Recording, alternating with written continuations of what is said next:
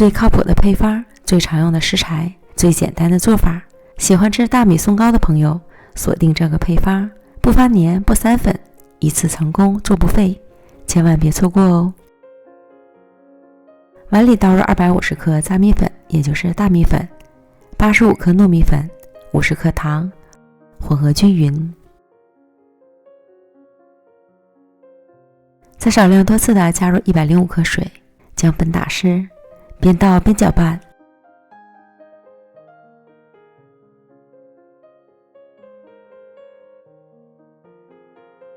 最后看不到干粉，再将颗粒搓散。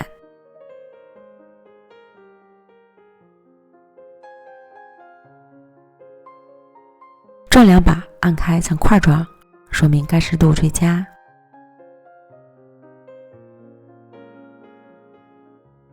然后平均分成2份，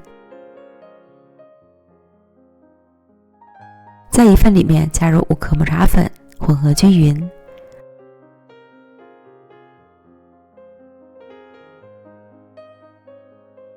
如果有大颗粒，再继续搓散。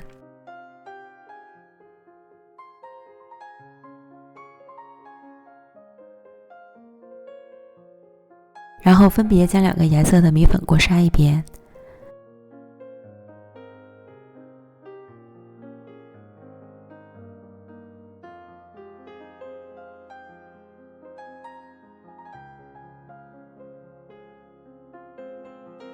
准备好透气的蒸屉，倒入米粉，2个颜色的米粉先后随意，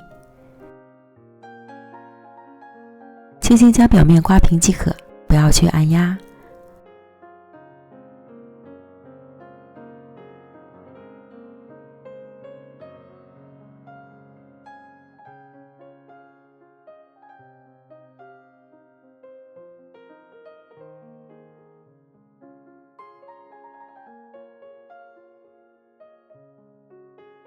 凉水上锅蒸，水烧开后转中小火蒸25分钟。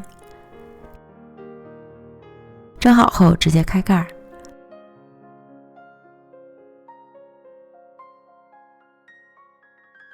脱模冷却。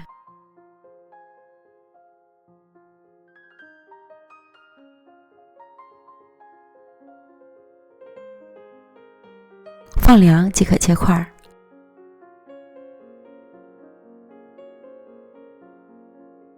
装盘开吃，香香软软的双色抹茶松糕，爱吃的朋友一定要锁定这个配方，保证一次成功，不散粉不发黏，松松软软，口感清新，好吃极了。